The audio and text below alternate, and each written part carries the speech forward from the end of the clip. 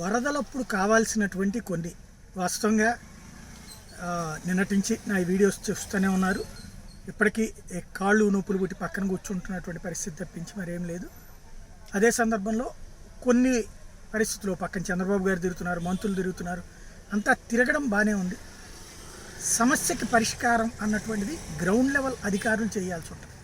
ఇప్పుడు కావాల్సినటువంటి పద్ధతి ఏంటంటే, నేను ఇక్కడ ఏ రాజకీయ విమర్శలు చేయట్లేదు, కావాల్సిన పద్ధతి ఏంటంటే, మొట్టమొదటి రోజున ఇబ్బంది అయింది కానీ రెండో రోజుకి వచ్చేటప్పుడు పబ్లిక్ పెద్ద ఎత్తున ఆహారం పొట్లాలు అవి తెస్తున్నారు, వండి తీసుకొస్తున్నారు. అట్లా అయితే వచ్చిన వాళ్ళకి లోపలికి వెళ్ళడానికి ఫెసిలిటీ లేదు, పంచి పెట్టడానికి ఫెసిలిటీ లేదు, కష్టం కూడా ఏర్పాటు చేయడం ప్రభుత్వం. అందరూ కూడా ఎంతవరకు నడవగలిగితే అంతవరకు వెళ్ళి నీళ్ళల్లో ఇచ్చొస్తున్నారు. అవన్నీ ముందు లైన్లో ఉన్నటువంటి వాళ్ళ వరకే వస్తుంది.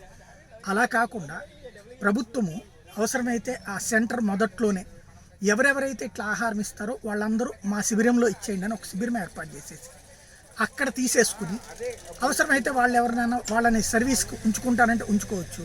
ఈ ఎన్డీఆర్ఎఫ్ బృందాల, ఎస్డీఆర్ఎఫ్ బృందాలు వీళ్ళు కాకుండా ప్రైవేట్ బోట్స్ పెట్టి, లేదంటే కనుక ఫైర్ డిపార్ట్మెంట్కి సంబంధించినటువంటి ఈ ఫ్లోటింగ్ బోట్లు ఉంటాయి, వాటిట్లని ప్రతి సెంటర్లో కూడా ఓ 10 బోట్లు పెట్టి ఇలా వచ్చిన ఆహారాన్ని ఒక్కొక్క ఏరియాకి డిస్ట్రిబ్యూట్ అయ్యేటట్టు, ఫస్ట్ కుడిపక్క రోడ్లు అయిందంటే రెండో రోడ్డు, మూడో రోడ్డు, నాలుగో రోడ్డు, ఐదో రోడ్డు, ఇట్లాగా రోడ్ల వైడ్గా ఇచ్చుకుంటూ వస్తే అందరికీ అందుతుంది. పాలు, మంచినీళ్ళు, ఆహారము ఇవి అత్యంత ముఖ్యమైనటువంటిది.